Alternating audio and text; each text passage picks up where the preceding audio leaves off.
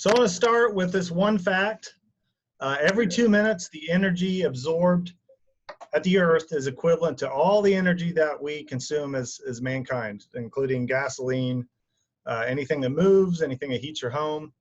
All that equivalent is 2 minutes worth of solar energy, and only half of the globe, as you know, is getting lit up at one time. So I have just become fascinated with capturing sunshine, and I'm kind of leaning on it to build soil, to manage our weed pressure, to become more efficient with our nutrients.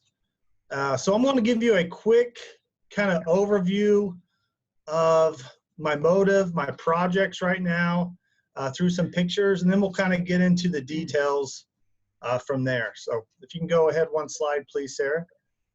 So I call this 3 years of mistakes because that's the most truthful statement I can come up. It's relatively new.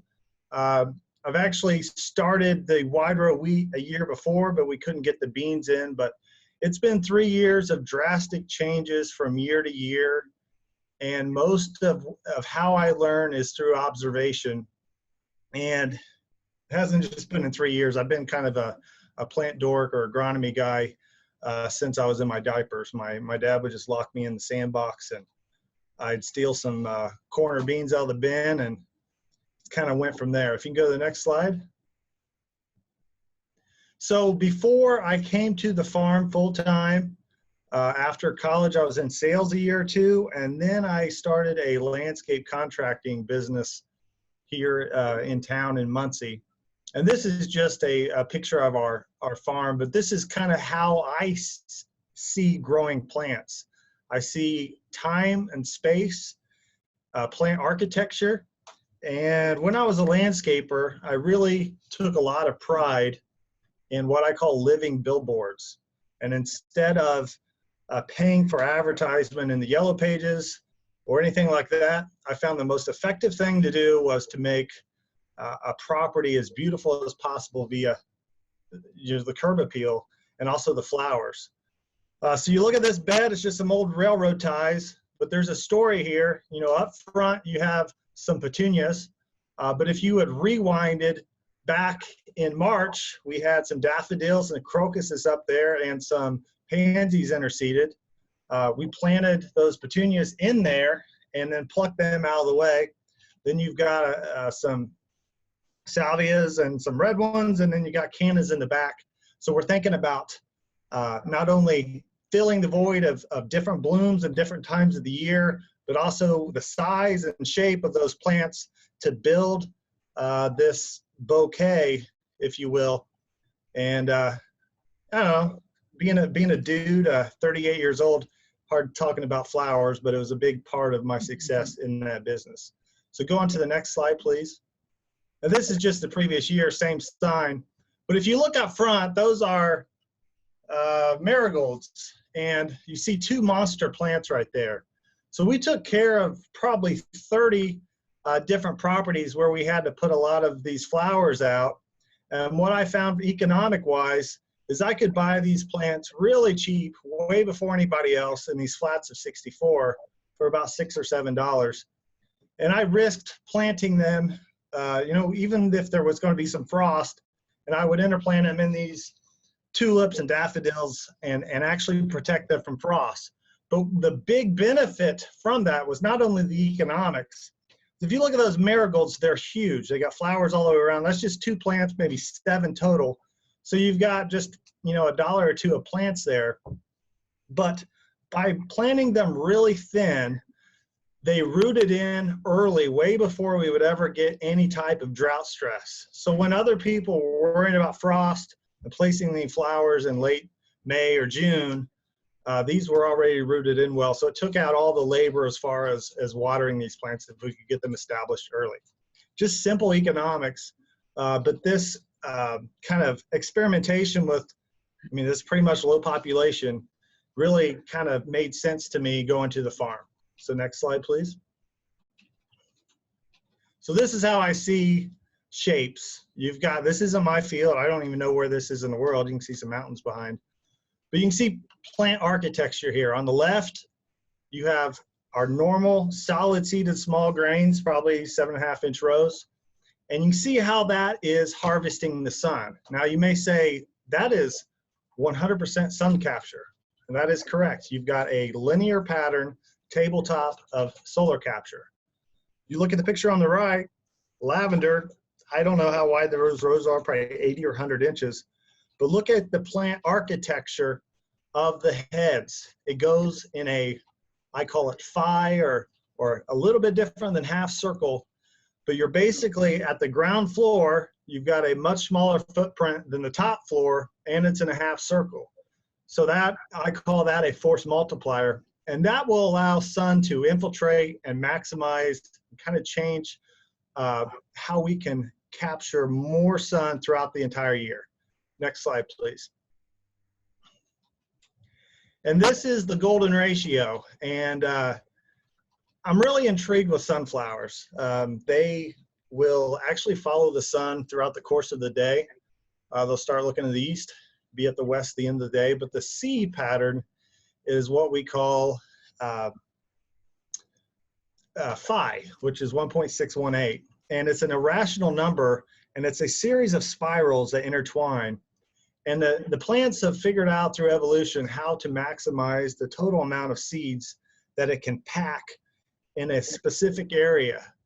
So not only do you know the irrational numbers here, but that same pattern is followed with our galaxy, with weather systems, with seashells, with all these things in nature have figured out that this is the most efficient. So I don't, there's a saying that history repeats itself.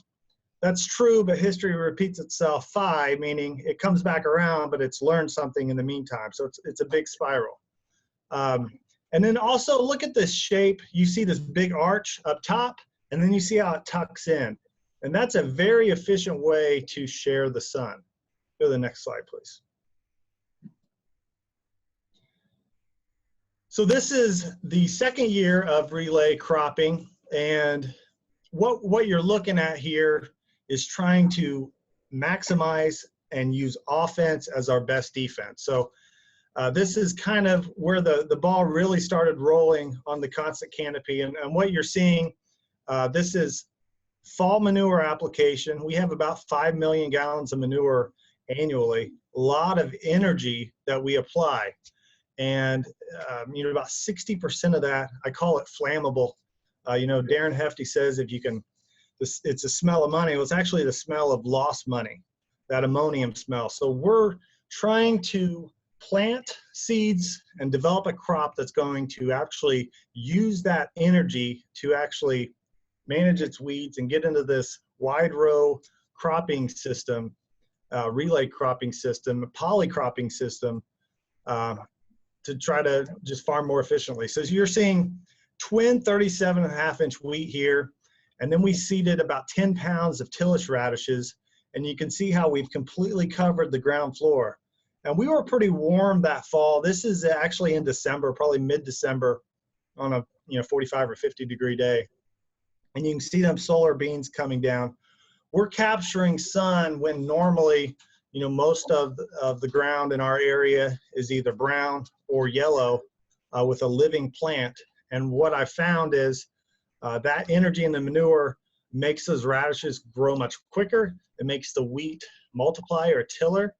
And that's actually beginning of a force multiplier. We're using those radishes, the bigger leaf surface, to block the ground floor, and it beats the winter annuals to their spot. So that plant is not going to allow another crop to, establish.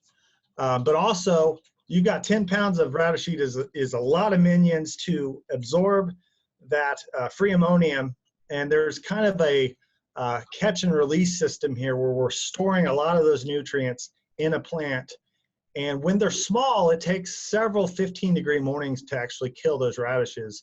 But once they do kill in around January 1st, then that energy will be transferred to the wheat when it starts its green up. Usually in late February, we'll get some warm and it starts waking up.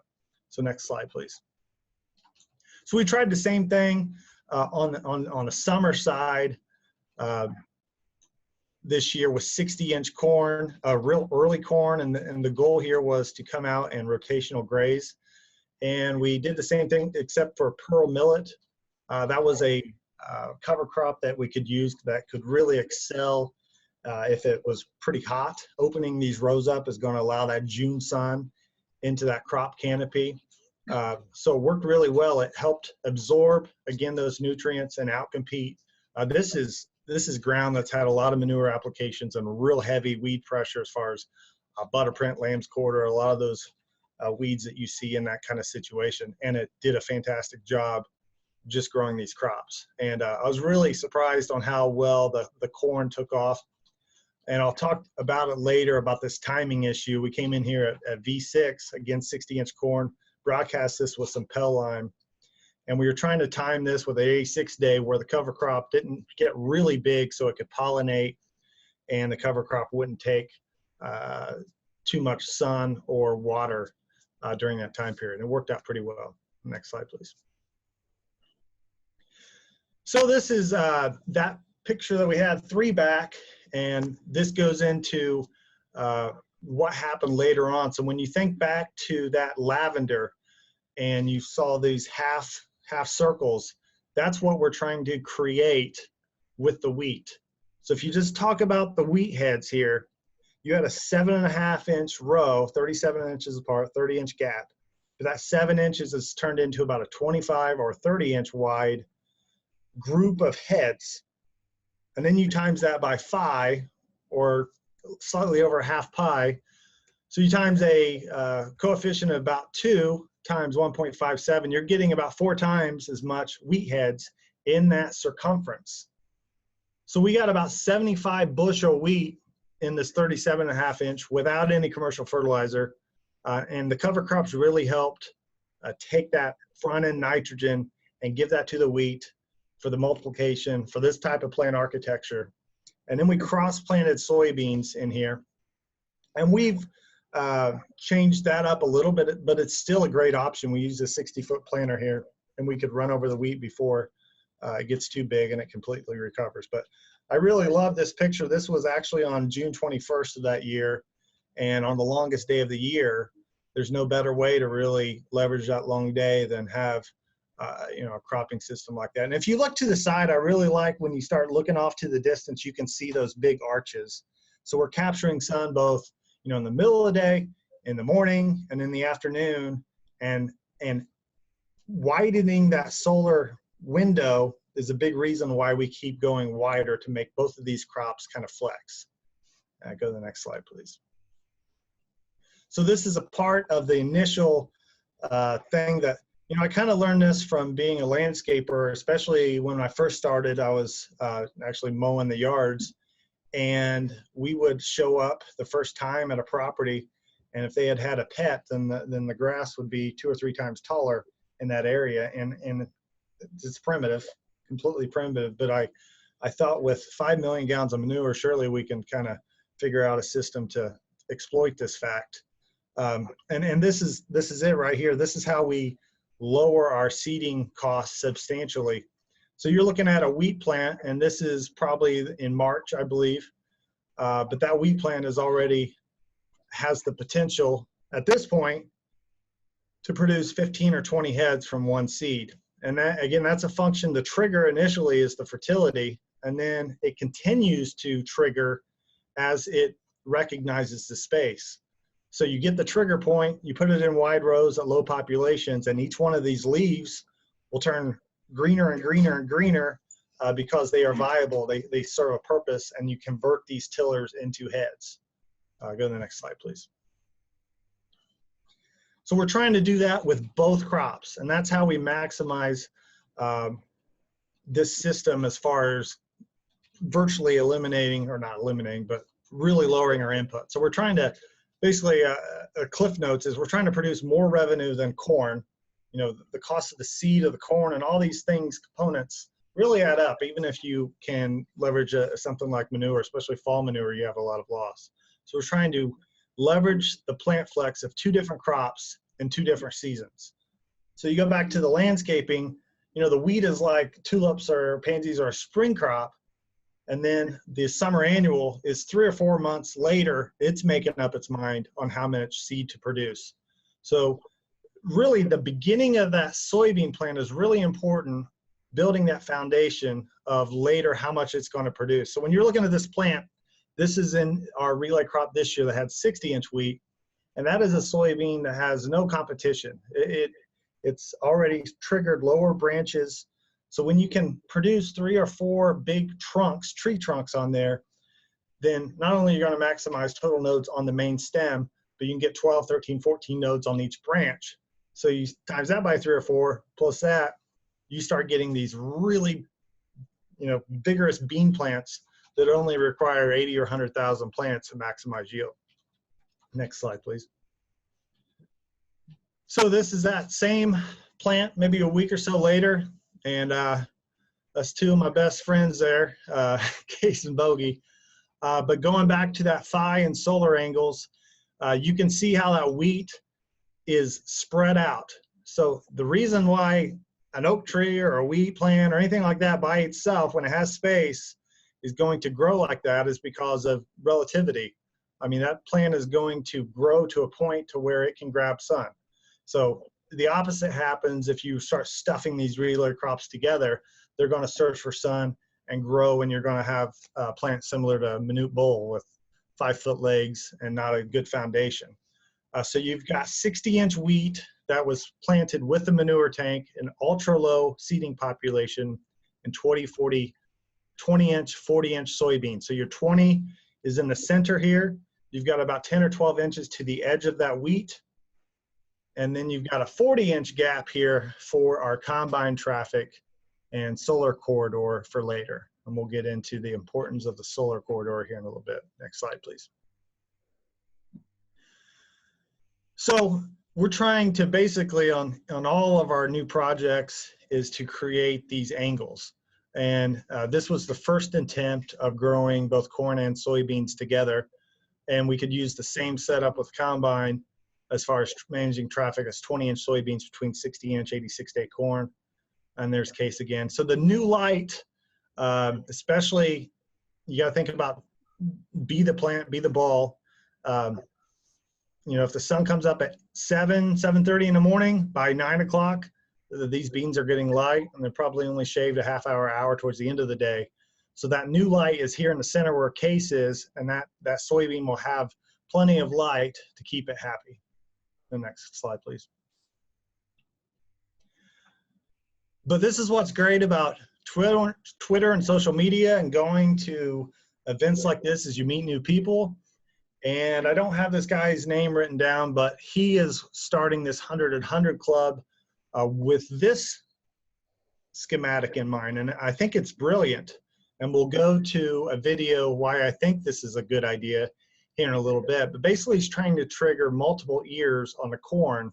Instead of putting like 60-inch rows and sharing the sun that way and blocking the solar angles and really hogging that sun with the corn, he staggered that.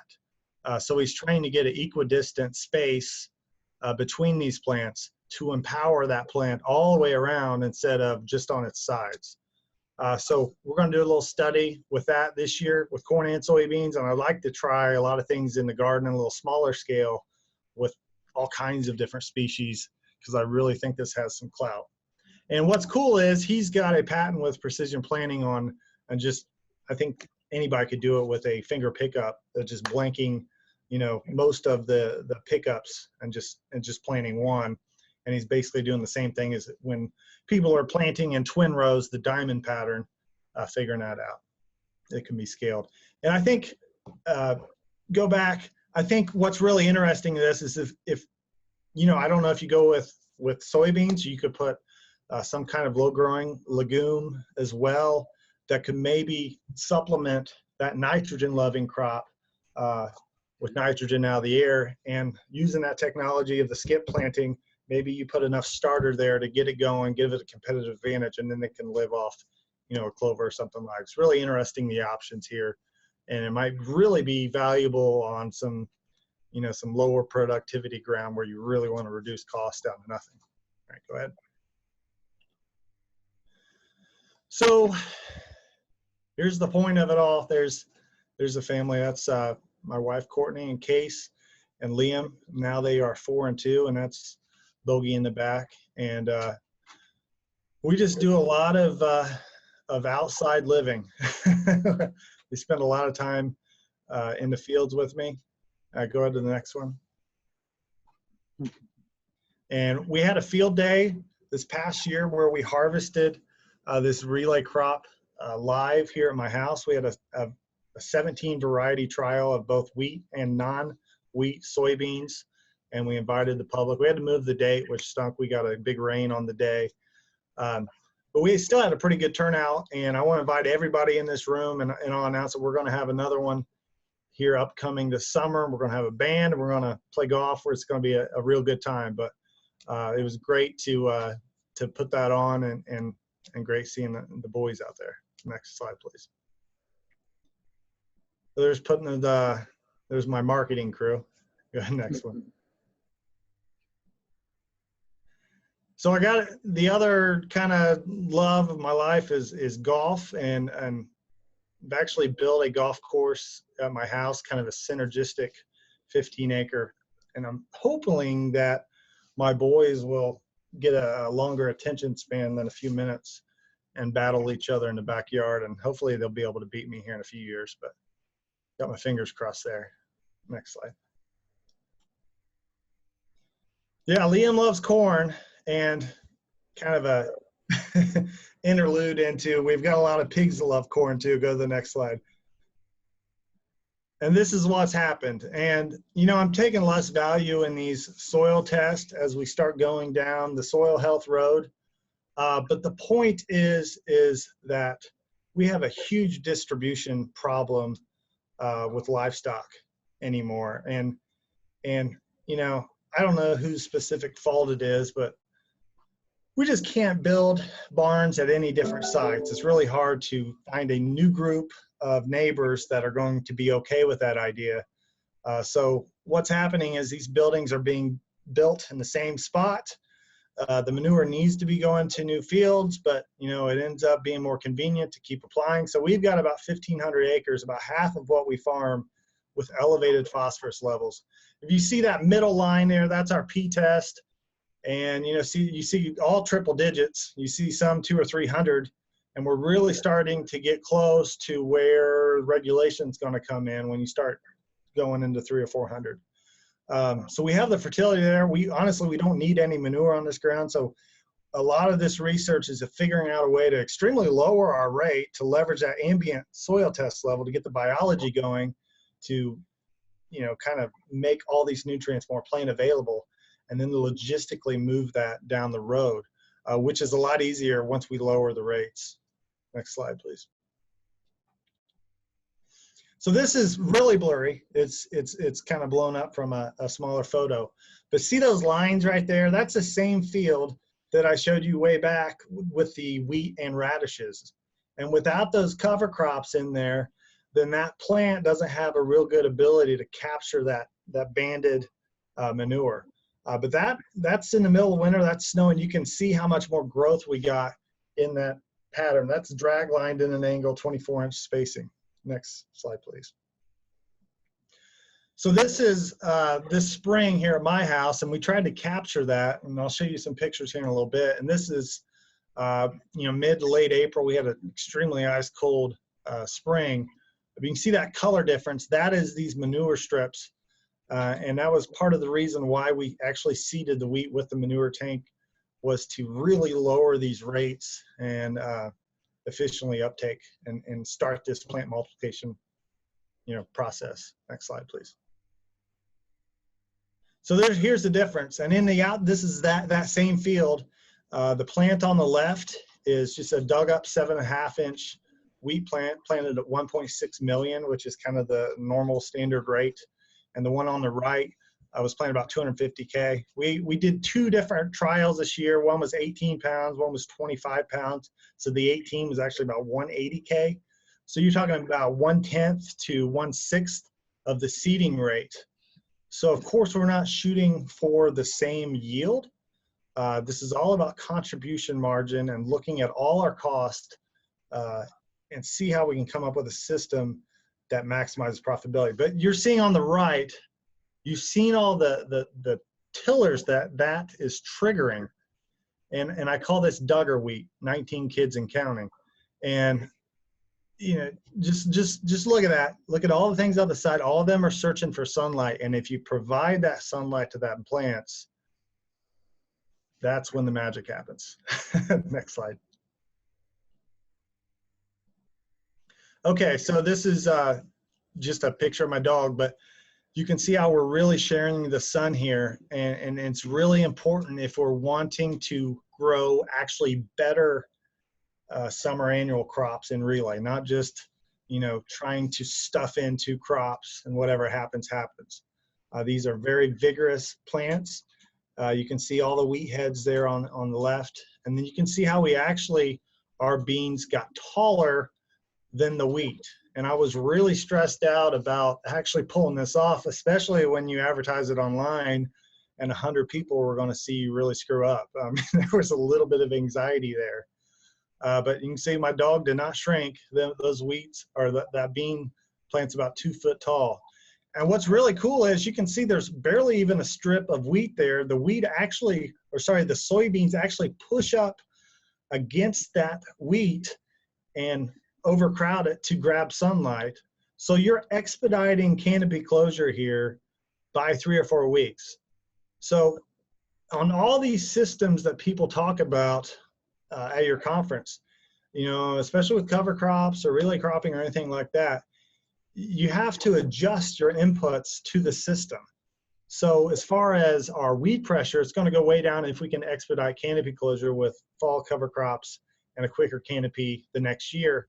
So we're applying dicamba, and I'd like to try some 2,4-D, and I'd actually like to try a lot of different systems. But we can apply that in April, right before wheat joint, and we're good. We might have a little bit of foxtail pressure, but we pretty much take care of that. So next slide.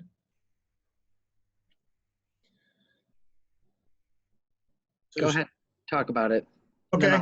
Yep. So this is our field day, and I get to this relatively early because people get some burning questions on how did you harvest this stuff. And basically what happens, we have a S680, a bigger combine, but I was so intrigued on these intercropping that my grandpa has this saying, you know, my combine, my rules. So I actually bought my own combine to do whatever I wanted with it. And it was really easy to pull this off. I took the duals off and just bought a little 15-foot head that mirrored my manure tanker. We're going to get a bigger head next year, but basically what you're seeing is Flexi fingers are connected to this 15-foot head, and these soybeans are basically doing the limbo like you used to at the skating rink growing up. They are adjusted out ahead of that reel and compressing that 2-foot soybean down to about 6 or 7 inches off the ground. And they can take it. The earlier soybeans snapped off a little bit. The later ones did a little bit better.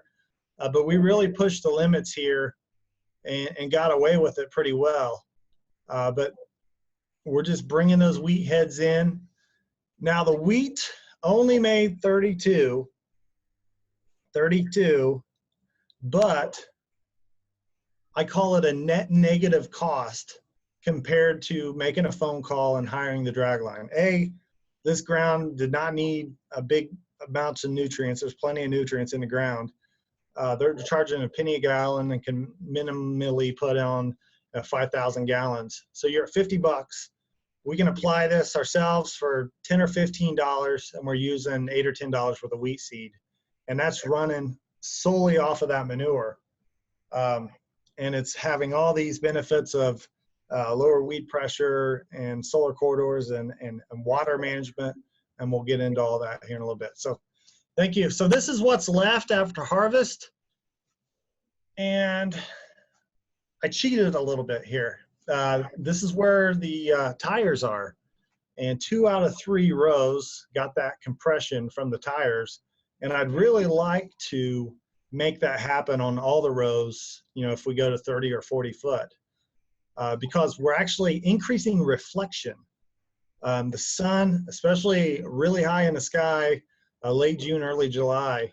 The sun's really strong and it's reflecting. So not only are we getting that sunlight driven deeper into the plant, we're reflecting it back up. The ground, you know, isn't covered by a living plant, but that reflection keeps that ground pretty cool. If we get rainfall, it'll kind of hold some moisture there. But this is so important to the physiological productivity, if that's a word, of soybeans. So normally, when you go out in a monocrop field, think back to that monocrop wheat field that was linear sun capture, the top leaves are driving that whole plant. So what happens is throughout the course of the summer, we get these warm days, long nights, that plant continues to stretch. The nodes get further apart, and it really starts to lose energy lower in the plant. So you might have got a bloom, say June 15th, but that part of the plant loses its photosynthetic energy. But with this, we are allowing that plant this copious amount of sunshine when it's making all of its babies. So it's in R2, it has some pods down low, and each one of these nodes is growing out towards that center, and it'll actually grow more leaves down low when it recognizes this space. So we can compressed our nodes, and it got really interesting here in a few weeks. So go to the next slide, please. So this is a good video explaining the ability for plants to compensate. And this will take a few minutes. It's a 31-eared corn plant a few summers ago. So go ahead and take a listen. I'll take a little break here. Okay, we're still producing ears, believe it or not. Can you believe it, bud? Hey, keep, that's high sticking. Keep your hoe down. Quick count, ready? Okay, let's start at the top. 1, 2, count with me. 2, 3, 4, 5. There's one there. 6, 7. There's an 8, 9. 10, 11, 12, 13, 14, 15, 16, 17, 18, 20, 21, 22, 23, 24, 25, wait, don't call it 26, 27, 28, 29, 30, 31. I think I counted that. 31. Okay, that's good, Sarah.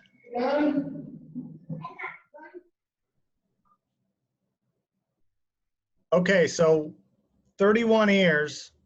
I thought 10 would be pretty incredible. And all I did there's a field of 1197 just 60 feet away, and I dug that up at V2 and placed it in the ground, and it automatically recognized the more sun, the lack of competition.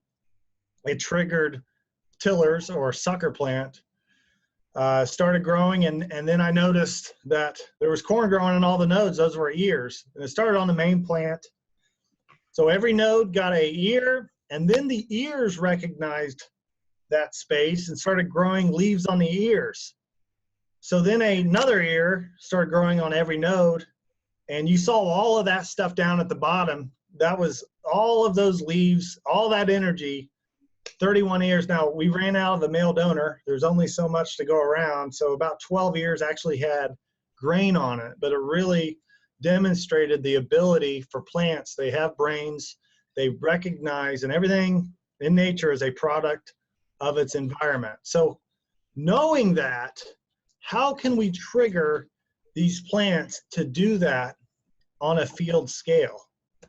Got pretty interesting, and that's seeing that has made me go wider and wider and think more about triggering flex and so on and so on. So this slide right here is the beginning. And this was the first year. There's another farmer that motivated me to do this. His name was John Coots in Wisconsin. And if you're familiar with him, he's in Fort Atkinson. He's got a row crop head. He's really got it dialed in, but I tried to do it down in Indiana with this mind of using hog manure, and it just didn't work in this schematic, and here's why. And you're seeing the soybeans growing, but there's not much light down there. So you can see how stretched out they are. And go to the next slide, please. So I thought that since we had twin 30-inch wheat that we're going to lose a lot of yield, and I just had a new sprayer and Y drops, and I was so excited about that. So I Y dropped this wheat and added nitrogen to the fall manure, and I had the cover crops, and the wheat was fantastic. But as you can see, there is no light for the soybeans. And at that time, cash wheat was about $4.30. So even though we had 110 bushel wheat, we ended up broadcasting, because there wasn't any room to go in there, some soybeans, and we got a decent stand. But they were not really much of a competitive advantage of waiting and just seeding them double crop. And I actually had to go back in there and stitch the thin spots after wheat harvest. So go to the next slide. So that's what was left after harvest. And this is a few weeks after, actually. We were relatively dry, and until we got a good rain, these soybeans, because they were broadcasted, weren't very deep rooted. They really struggled. So, we had more input cost on the wheat. We had higher population. We added nitrogen. We had all these bean seeds out there, and we got fantastic wheat yields. And people in general won't get over the fact that you got to compromise something in the system to be maximum profitability. And the wheat is where that is. A lot of benefits can happen if we don't shoot for high yields here. So I end up being, 110 and 40, but our cost was up. So go to the next slide. So here's another picture of that first. This is the next year. And instead of the tanker, this was drag lined. It was a wet fall. And those are the radishes. This is just a few days before Christmas. And you see how we have this solid canopy, 37.5-inch rows. Now this is really important, and this was probably going to make some people roll their eyes. But if you look behind, you see them rows are crooked. Some of them are wide guess rows. And I love imperfection. Imperfection is a way to multiply your experiments. So when I go out in these fields, 3 or 4 times a week, or to be honest, probably every day if I can, I really key in on not only the main experiment, but where we went a little wide here or that. And then, that is another way of looking at it that's going to allow me to learn for the next year's adjustments. So go to the next slide. So again, same picture here. And I don't have a harvest picture of this crop, but we actually took the S680 in here with the duals and harvested it right below the wheat heads. I'd say we probably got 90% of them. We had a lot of volunteer wheat come up in those soybeans. But this really opened my eyes. The previous year we had some really bad soybeans. We're accustomed to growing 70 or 80 bushel soybeans in our latitude. So go to the next slide. This is where I really started to see this magic. And I noticed in the garden, I usually give things a lot of space, and I noticed how our watermelons and pumpkins continue to crawl out through the summer, and they'll continue to bloom and want to produce fruit way later than even when I'm picking ripe fruit. It's producing more. If you give the plant space, it'll continue to grow vegetatively and actually overlap longer into reproduction. So those soybeans are filling in that voided space. You see how they're not really growing tall? They have no motive, and there's no reason for them to grow up. They're growing side to side, and they're bringing that energy back towards that main plant and condensing these nodes. And this is very important, especially when you're in the context of having manure. We really struggle with our beans lodging. So, the initial thought is we're going to plant our soybeans really thin and get thicker stems. Well, when you do that, then that brings on, all of this weed pressure. So you're either going to have to combat that with tillage or a cover crop. But you know, it's still going to leave a lot of voided space there to allow that. So that's the reason here. We can get thin with both crops. We can figure out how to manage things. And I actually think a big part of this is the water management.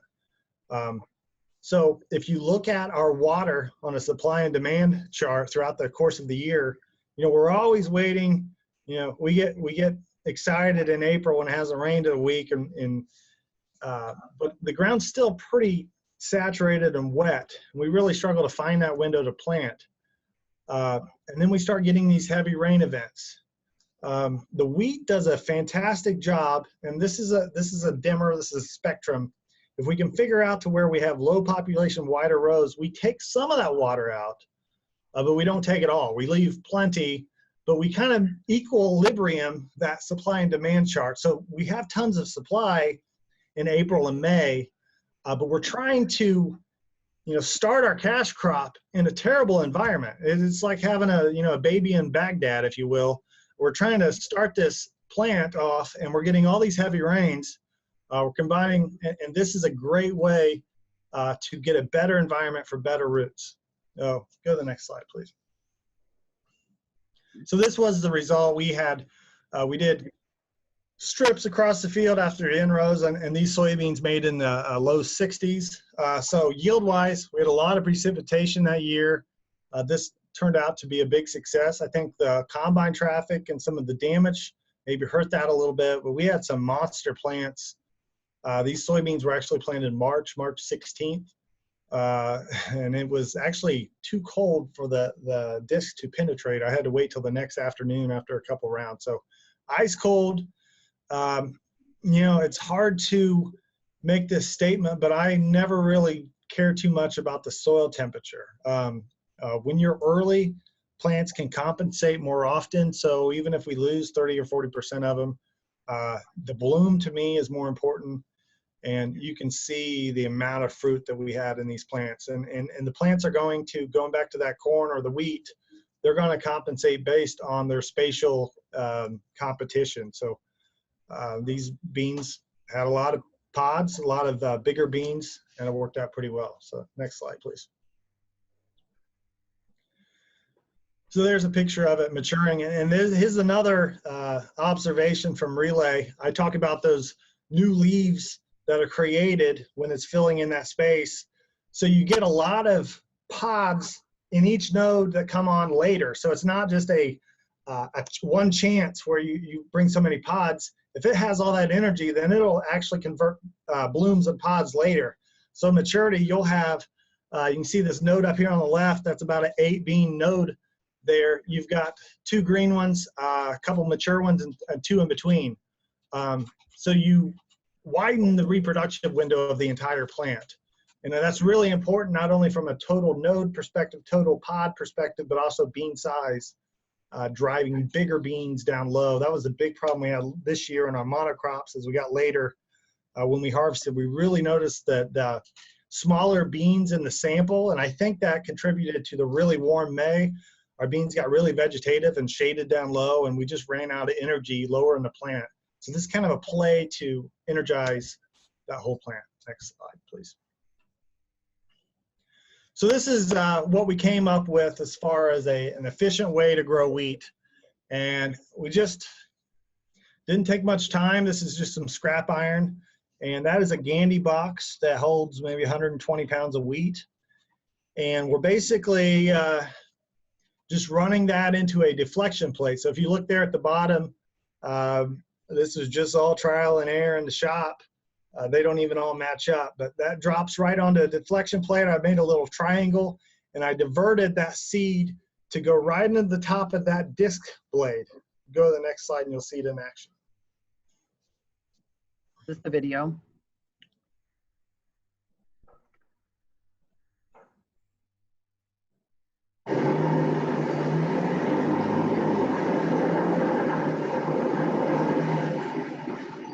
Sorry, second.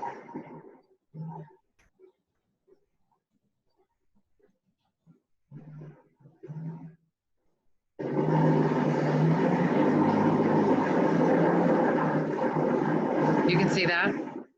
Yeah. Okay. So we're pulling that as fast as our horses can pull it. I had guidance on the 8420 and not on our four-wheel drives, but we're going to hopefully design something with wings to get that out to maybe 30 feet, hopefully maybe 40 feet someday, and keep that ground speed up and try to really cover some more acres. But this was all about the agronomy, but we were using fluid soil here. I'd like to figure that out to where we can actually go in and no-till into corn, probably 20, 40-inch corn that already has a pretty big cover crop established, and go in between that 20 and lay this down is really what I'm hoping to do. Next slide, please. So this is the past fall, and we added oats to get a little mycorrhizal action in that soil and maybe speed up canopy closure quickly. But you can see the birdshot pattern of that wheat. That's the lighter green there on the side, and really how thin it is. And you know, Grandpa would drive by here and shake his head, and honestly, a lot of people just had no idea why I wanted this in the fall. And I honestly thought in my head from the previous years that this was the key to grow better soybeans at a cheaper cost. So go ahead to the next slide. And here you can see those cover crops dying, and this is probably after Christmas here. So they've done their job of guarding that surface area of the ground and grabbing those nutrients. You can see that wheat that's a little spotchy, but that's good, because I think that we empower plant flex a little bit more if we can get them a little bit further than right down the row. Next slide there. That's just a close-up of what you're seeing in that strip from previous Duggar wheat, 19 kids and counting there. Go ahead. So that's the spring, and we go back to the solar angle, but going back to you know, managing that water. So imagine getting a 3-inch rain here, and we've got a lot of soil disturbance here. I'd like to clean that up a little bit, but we can stop the momentum of that rain with these, I call them above ground pattern tile. But as that wheat starts tillering, see how it fills this voided space. So I think this is a real good spot to explain this thermal dynamic that we have here. A lot of the resistance that you get when you start planting beans in March is, you know, they're going to get frosted, stupid. And that's true. If you put them out in a regular field, you know, it is a hyena in the Serengeti by itself. A lion's going to eat it for lunch. But we can protect that with the wheat. And what I really studied the previous year where we cross-planted it, so we had all these, when I talk about all these experiments, you had these beans across the row, and we had a 25-degree morning, and it completely cooked the 2 or 3 plants that was in the very center of the row in the low spot.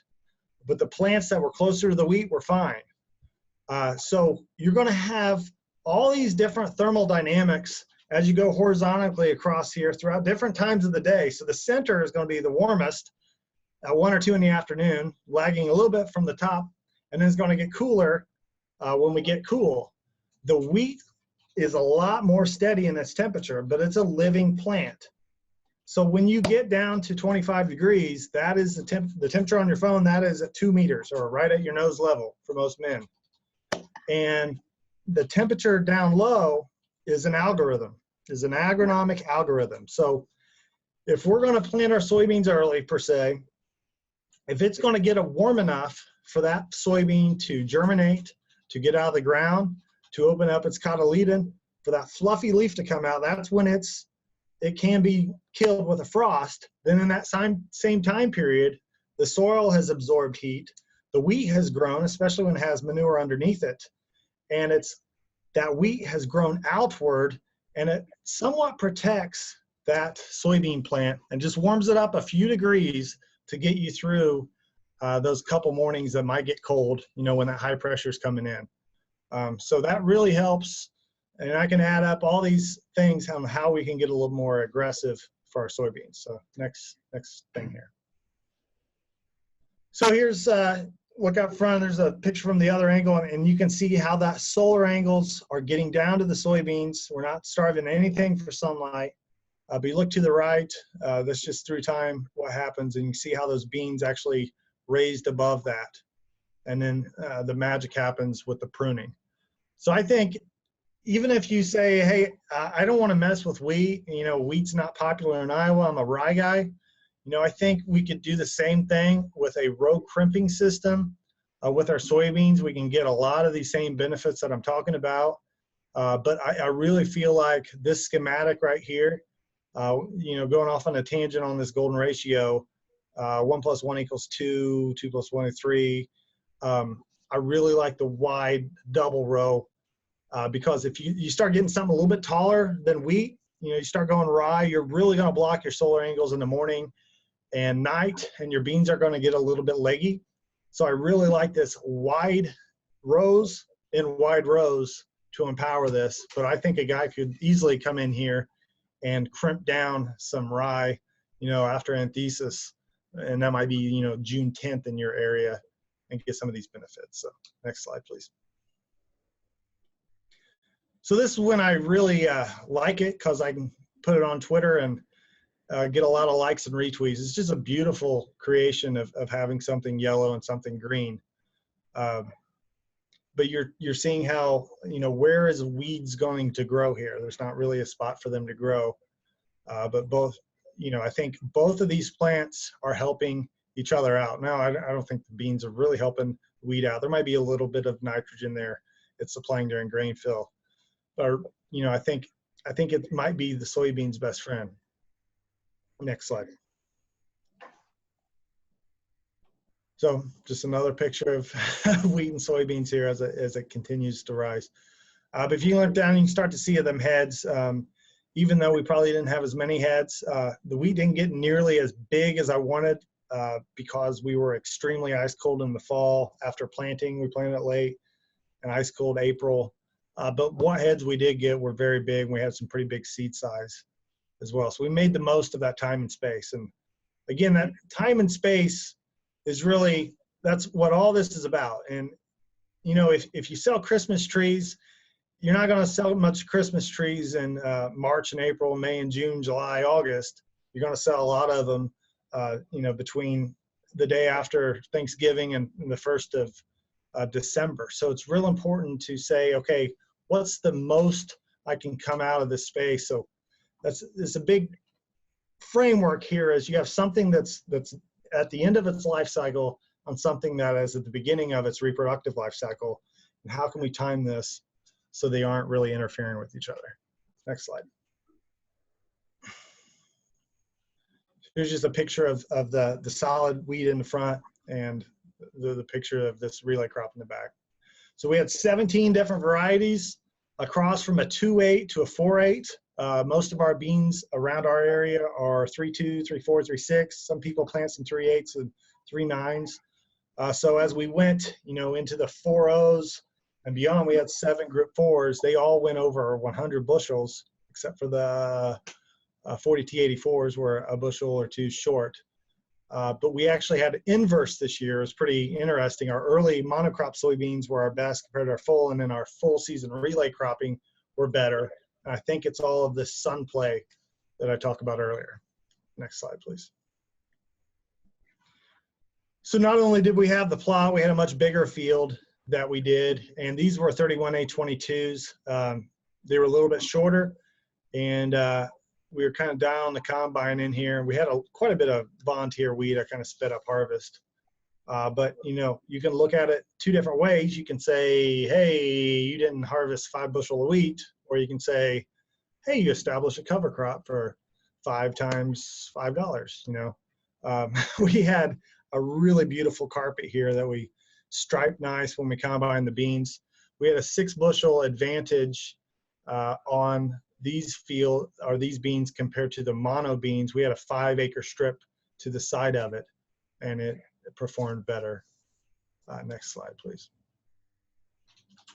So this is a closer picture of the combine setup. There's my cousin or second brother to the right there. And those are we just had 6 flexi fingers, and I just snapped right into those cutter bars. And I can take those off. I can take all 6 of them off in less than a minute if you had a stopwatch off. It's just a little snap spring. It's very easy to install. I can take them off and run regular beans. I can adjust them side to side. There's different sizes. So the point is here, I'm not saying it's the answer, but when you compare it to either not having anything, it's great. I think you could do something with a stripper head. You can do a row crop, but then you are married to 30-inch rows. In my context, that didn't work. But if I wanted to, let's say, do 1,500 acres of this, I could go to the John Deere dealership and get 3 or 4 combines, get heads, get my DeWalt tool off, and apply this on all those heads in a few hours, and then I'm scalable. And that's really cool to me, is that we can utilize something that's somebody else's asset, pop these things on, and have 2 or 3% cost compared to buying that asset outright. So then it just becomes a variable cost per acre. The next slide, please. So here's another angle, and this is a really good to get a visual of how we manage traffic. And I have a lot more room than this. You've got 40 inches here to work with. If I was going to go with a bigger combine, there's an option for tracks, but most tracks are 36 inches. So I thought about maybe putting 710s on the S680. And if we're on a schematic of 30 feet, you can get up a lot of these 9500, 9560, 90S, with single tires on there where we could pull this off. Sorry, I'll run it again. Okay. So probably just like 5 more minutes of formal slides and questions. Okay, go to the next slide, because I want to show a couple of these and then get into a few of the other projects here.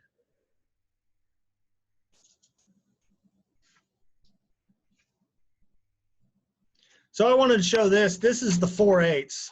You want to show the video? Yeah. Okay.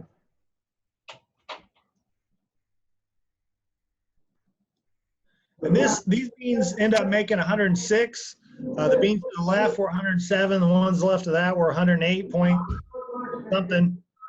But you can see how extreme this harvest was. If you can hear me, are you playing it now? I turned off its volume. Go ahead. Okay. But if you look left there, it looks like we're really tearing them up. And we are taking some of those side leaves out. And these beans are probably 2.5 feet tall, but they can take it, and they actually like it. And there might be some component here to where maybe they think they're getting grazed a little bit, and maybe that triggers something in its brain to do something that is advantageous. So it can get pretty crazy here, and it can be pulled off. And I probably could have drove a little bit faster if I wanted to. But this was a pretty neat experience. Let's go to the next one.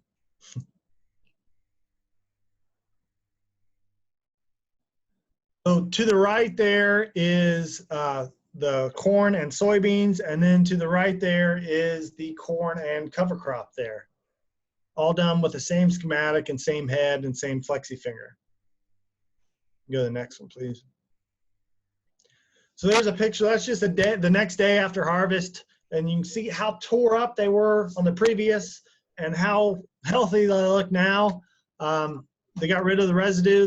It took them several hours to pop back up, but they rose, and they were extremely productive soybeans, and they've got that compressed thatch, and it was beautiful. And it conformed to FI again. Next slide. Everything's growing.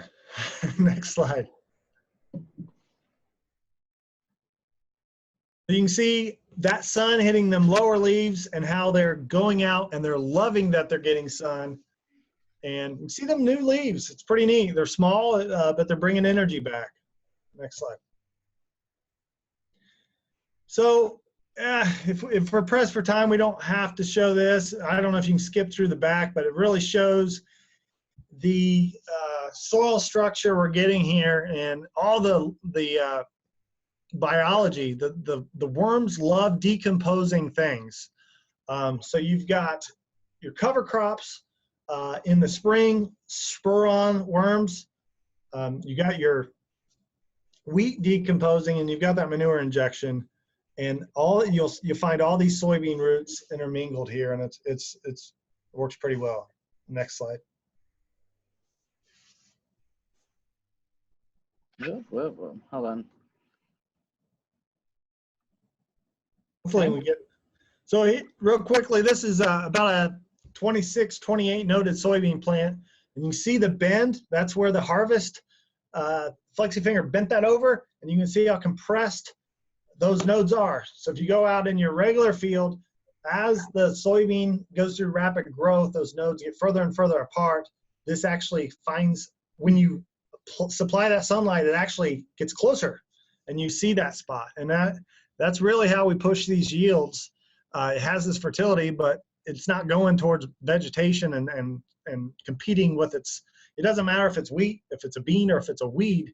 It's all in competition for sun, water, and nutrients, and it just thrives. And here's another plant. I think this one had 30, and this was the max. It's pretty cool to count 30 nodes when you're really previously excited about 20. But this is how we get to 100, and it's down low. So this was, before we got even in the 4s. We had 4 different harvest windows. I really wanted to go into the early ones early, and it took almost till late October. But we cracked 100 with the 3 9s, and we had 7 over 100, again over 108. And that whole plot averaged somewhere around 95 or 96 bushels per acre. Next slide. So here's a picture of the corn and beans. A little disappointed. I thought we could get more revenue with the corn, and we did get more revenue, but the soybeans are really stretched. It was about a foot before its first node. We had about 10, 11, 12 nodes per soybean plant. They made about 35. But we had total seed costs, not much, shaved with the corn, same as soybeans. So profitability-wise, wasn't a big play, but I'd like to try this out in different ways and play with it. First year with it. Next slide. So that's there at harvest, and you can go through the harvest. It's just basically, the same thing. We're using the flexi finger here. Next slide. To protect the soybeans, and it took the corn in and worked just fine. So go to the next slide, and we'll have this cover crop. So this is the soybeans after harvest. And they were all right. The idea with 86-day corn was get it out of the way and have enough sunlight to drive bigger bean production. I think we can go later with the soybeans. Next slide. Just a couple more minutes and I'll have. This was our high management plot with corn. We went 24-inch skips. No yield drag. I think we can actually push yields, driving sunlight down to lower parts of the plant and integrate some covers. Next slide, please. So this can be our last slide, and this is me harvesting our pearl millet / corn with the idea of bringing the cattle out there. And I was ready to pull it off, and we had a hurricane come up and drop 9 inches of rain.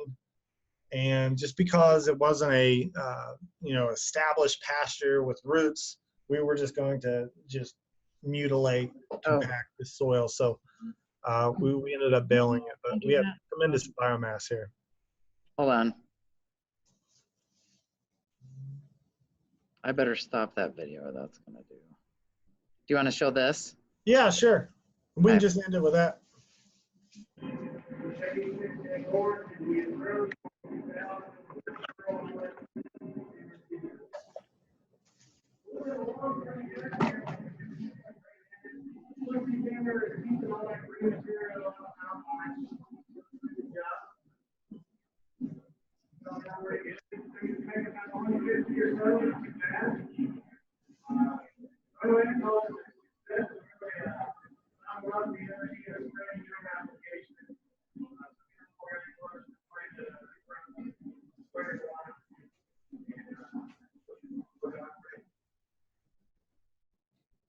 All right, so with that one, do you want to start asking me questions that I will have Jason respond to?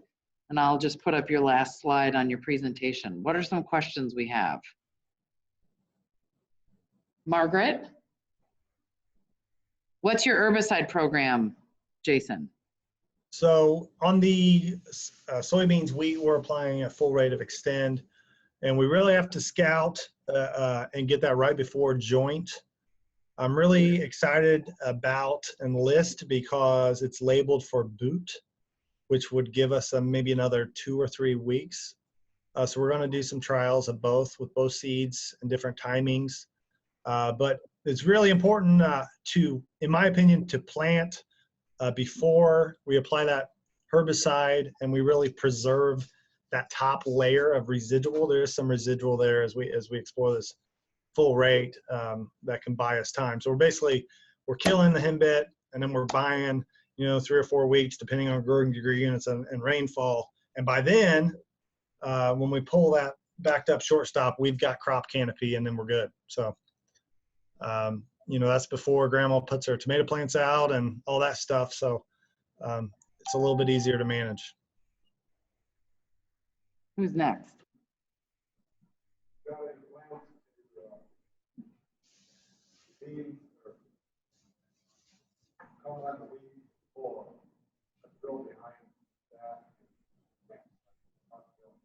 Where the weed stubble would be? Okay. So the question is, could you get to triple cropping where you would harvest the wheat? Would you put in a cocktail and then graze that, or move your corn onto that cocktail the next spring? Is that what your question was, kind of? Yeah, I totally think so. So on the weed stubble, that's all part of the system. I think you're definitely going to maybe give up a little bit of yield if you go for big growth and reverse the Flexi finger deal.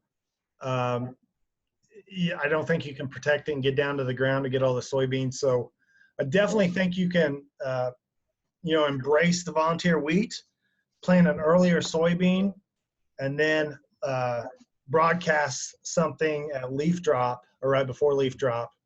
And the old thatch and the leaves are really going to preserve, and you should be able to get a good stand if you team it up with, with a rainfall event. But yeah. Did that answer your question?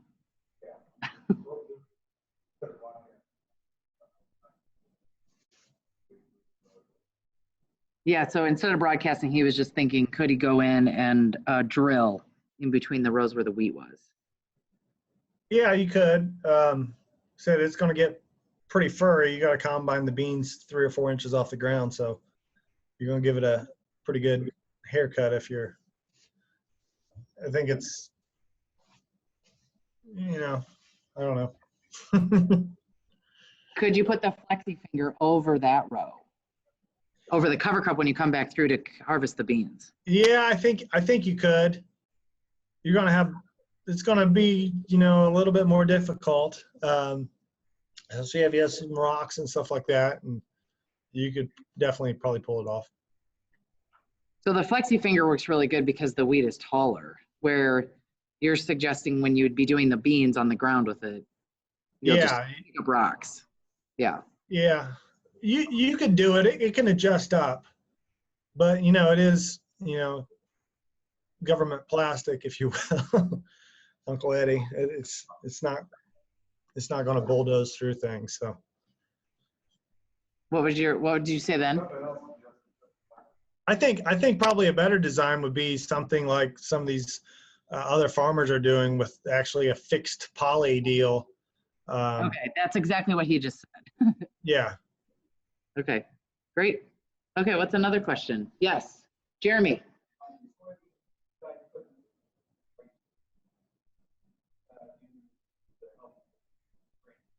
For foliar feeding. Okay, so besides the hog manure with the beans, are you foliar feeding at the end of the season? So I'm all about knowing kind of the difference in spectrum. So where we had 108 bushel soybeans, fantastic soil. They need just drain, so the wheat helped that. So several passes there. It was my hive management plot. So we had 4 or 5 foliar feeds on that throughout reproduction after harvest. So we were really going for top yields.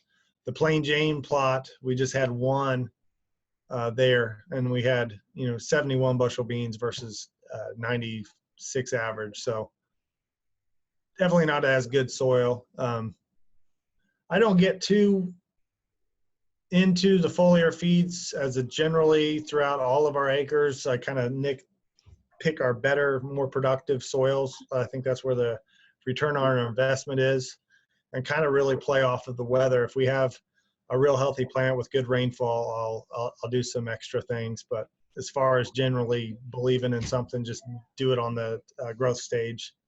Not much from a scalability perspective. Yeah, Jack. I think sun is the main driver here. Great.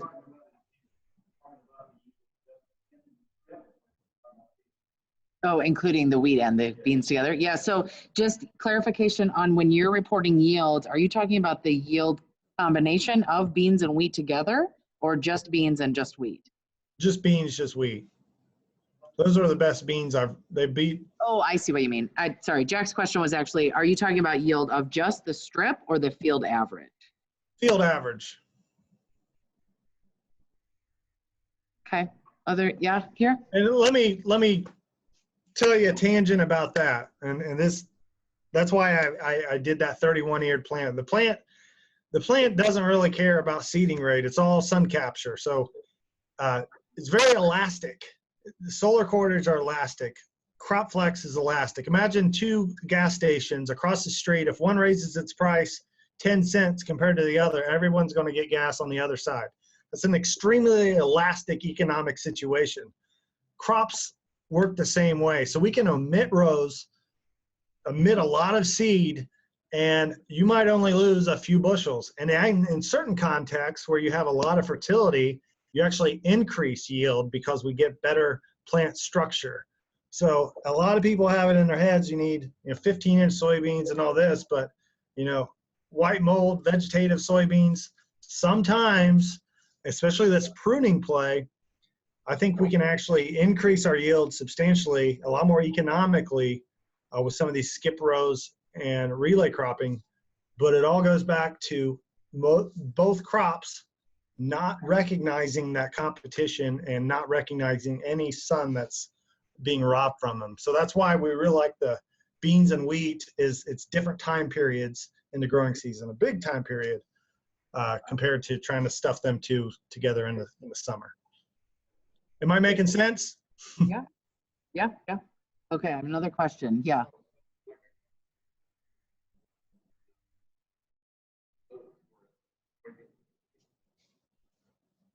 So after soybean harvest,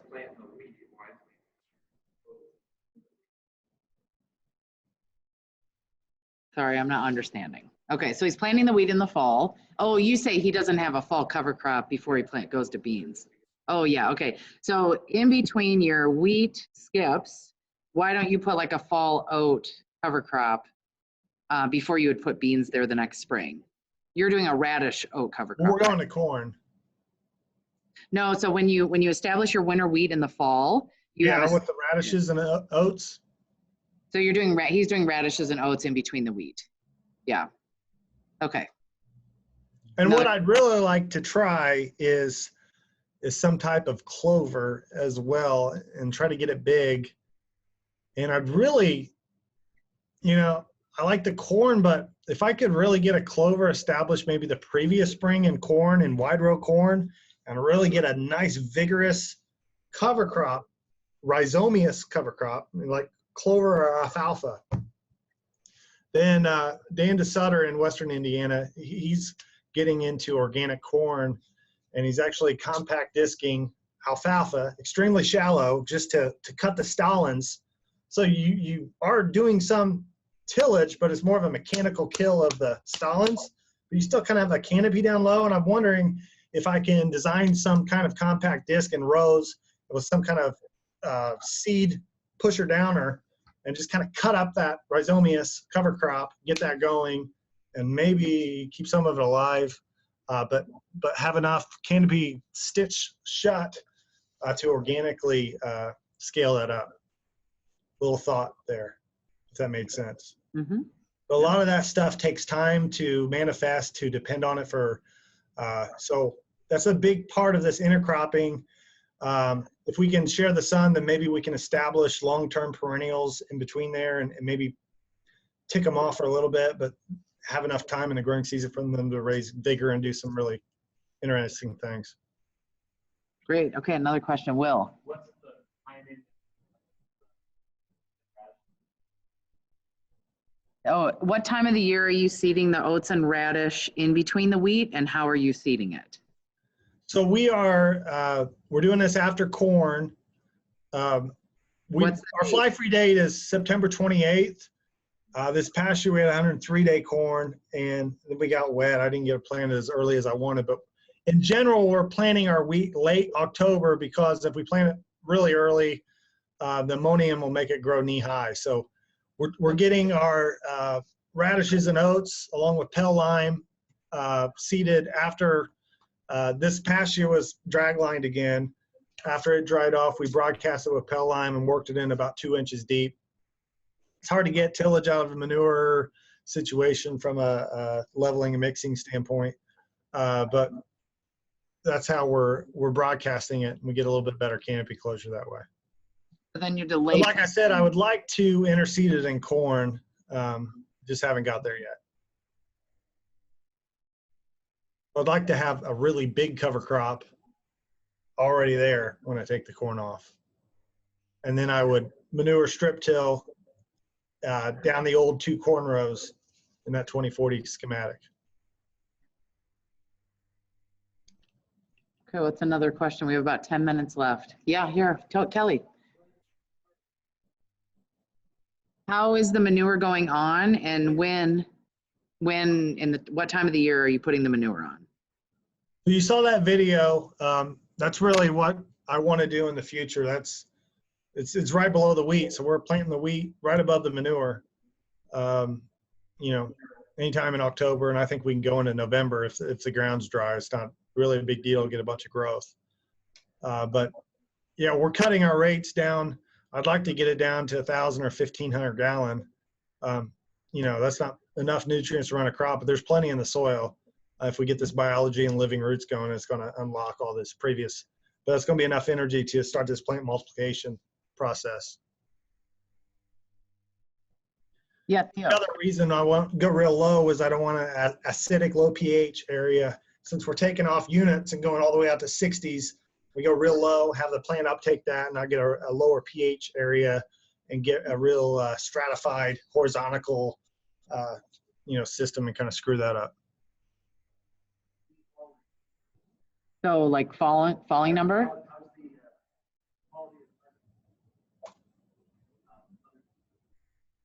So what's the quality of the wheat that you harvest in this relay intercrop system compared to just monocrop wheat? We didn't have any quality issues. I mean, we really jumped the gun. It was a little bit behind the monos because it was planted 3 weeks later and we had a lot of rainfall. But our field day, we were running 24, at the beginning it's probably down to 21 by the end of the day. And then we waited a couple days and combine most of about 16%. So it wasn't long enough to start getting them issues. What I found is if you leave it out in the field after, it's mature, then you start getting these vomitoxin issues and stuff like that. So we're probably always going to have some monocrop wheat, if anything else, just to mix it with. And that's what we did this year. Was we had 11 and 12% wheat, and we just made a 7-layer salad on the trucks and sent it out, and they probed at 13.5. So play their own game there, but we didn't have any quality issues. Hopefully we get it drier next year. Are you normally harvesting that wet? No, beans were huge. It was just a weird year. Like I said, the wheat was really short. Beans were really big. So it went from snow in April, and then it was 100 in May. So we just had this huge inverse. We had low, high. So each day that I waited the beans were going 3 inches, and I thought I'd snap them down, and there's an economic benefit to just run a wheat and mix it. Like I said, it was, we got some rain, but it turned sunny and windy, 92, 93 degrees. So I knew I had a bunch of, 10 times more dry 11% wheat to mix it with. So it really wasn't too much of an issue. If I didn't have that mix, then I'd have to run it through a dryer. Mm-hmm. But we can always wait. It's just, every year's different. Sam.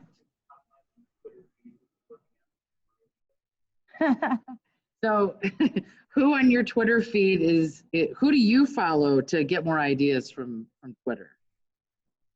Well, because they want to now follow all those people.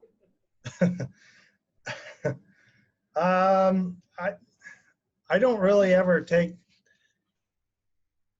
take much stock in a specific idea. I learn completely through analogies.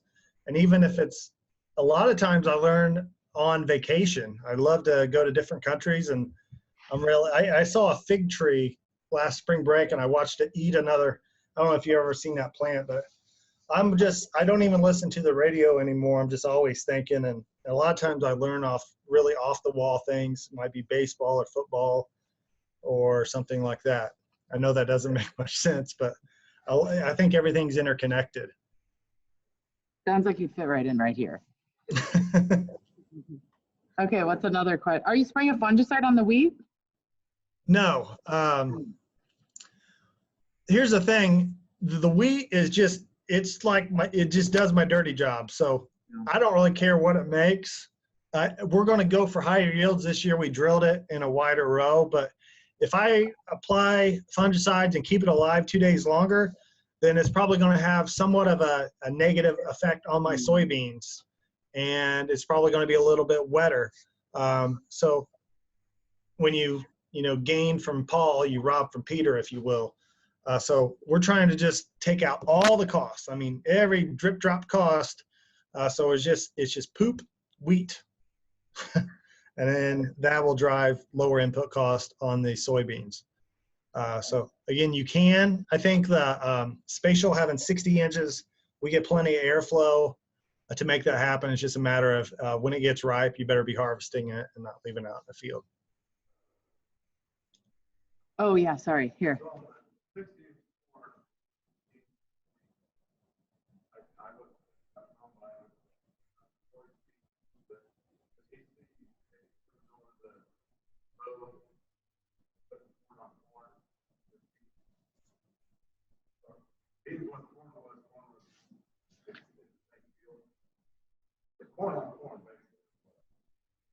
Okay, you'll have to help me explain this one. Okay, so in the 60-inch corn where you're planting beans with the 60-inch corn, with the next year, would you move over and put the corn on the bean row, or you're saying leave the corn on the corn row? Corn on the bean row, yeah. I haven't been too excited about that whole cropping scheme. I just want to see how it works. So about all of our acres around the house will just go corn, corn, corn, corn. Beans every 3 or 4 years. So it's just going back to corn. But I haven't thought about how I'd probably do that. That would probably make sense of putting it in the center strip. The idea is that 60-inch 60-inch corn, what I'd like to do is have rye and crimp and apply manure and let it dry and actually plant corn in my manure and have the same thought process as the wheat, where we take out all the costs, lower the population, and then it overrides the carbon and nitrogen ratio of the rye. That's kind of the other thought process I didn't talk about on the wheat after corn. That's kind of a no-no because of the carbon, but the manure ammonium overrides the carbon and nitrogen ratio, so it doesn't really lose much steam there. But that's probably what I do, and I think about where did I apply manure, and then I stair step it the next year. Okay, sort of one more question. Yeah, in the back. Oh, Gary.